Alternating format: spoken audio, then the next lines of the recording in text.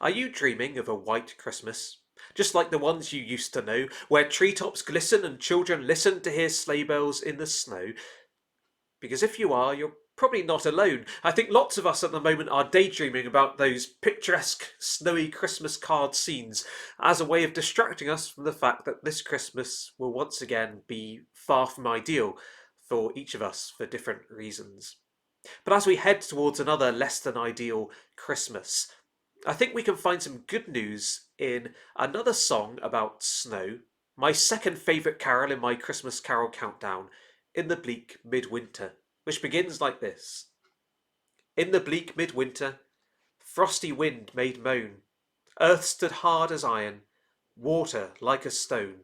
Snow had fallen, snow on snow, snow on snow, in the bleak midwinter, long ago.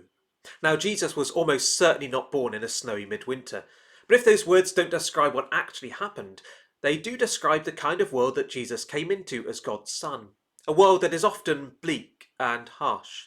A world where life is not always as vibrant as we would like it to be.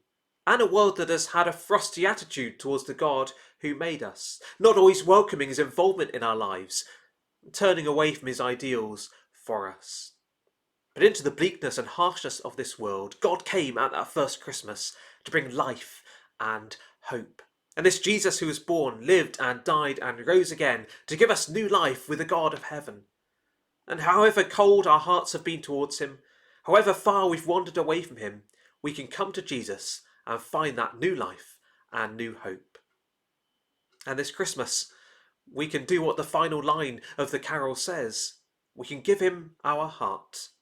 Whatever our hearts feel like, however far from ideal our lives have been over the last year, however cold our attitude towards God has sometimes been, we can come and we can see him at work in us to bring life and healing and hope, just as he did in that bleak midwinter long ago.